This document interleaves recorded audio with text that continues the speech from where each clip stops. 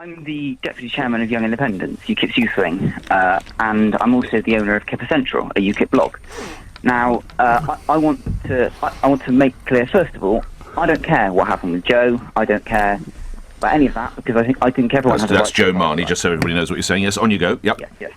What I do care about is the 900% fee increase of young members. What I do care about is the lack of action on the 2 campaigns you've launched as leader. Save Our Services and Out Now. I've not heard anything since the launch of either campaign. What I do care about is the fact that our 3 best branches are falling apart. Thurrock, every councillor has left the party and is sitting as an independent. Hartlepool, all of our candidates for the upcoming elections are now independent. And then SteemIt. SteemIt is divided into, first of all, you said you wouldn't intervene, then you intervened, and now we've got half of our councillors defecting, and it's looking like we're losing our only only local government in the whole country. I don't care what happened in your private life, but your leadership of UKIP, frankly, for me, isn't good enough.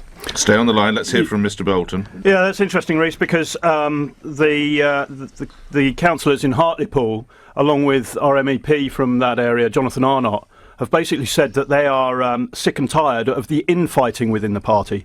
Jonathan Arnott, MEP, has said he's leaving because he doesn't believe that the party can be fixed because of its infighting. That is the problem, and indeed this, as you will well know, Rhys, has been going on in the party for a very long time. What's happening now is that I want to change the constitution. I want to introduce for the first time a full and precise code of conduct for the party so that we can actually deal with this going forward. And that has shaken the tree, and there are a number of people who've fallen out and revealed themselves for what they are. They need to be dealt with. We need to unite the party, and we need to be projecting our politics. The alternative is to stay exactly as we are now, with the infighting, with the disunity, and without any strong policies.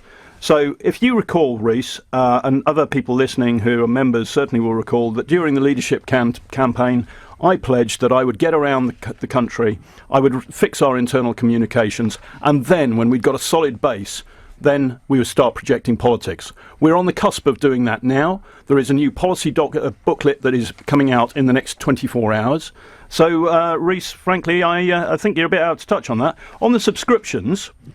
You'll come back in a minute, Rhys, don't worry. Go ahead, Mr. Bolton. On the subscriptions, Rhys, you might like to look at the Constitution. The leader does not have the authority to raise subscription fees.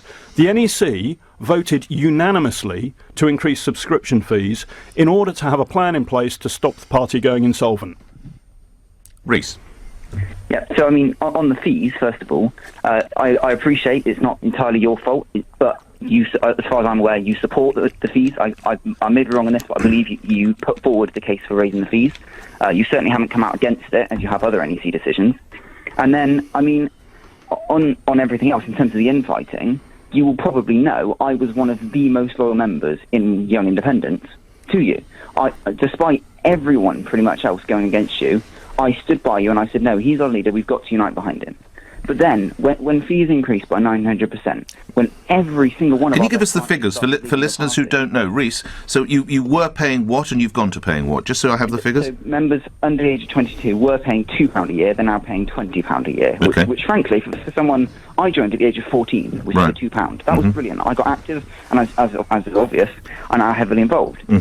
At the age of 14, virtually no one can pay £20. It's just not plausible. And yes, Henry, it may have been the NEC as well, and I want to see massive NEC reform, but you were part of the initiation of that idea. And it's just not not possible for this party to keep going like this. We will make America great again.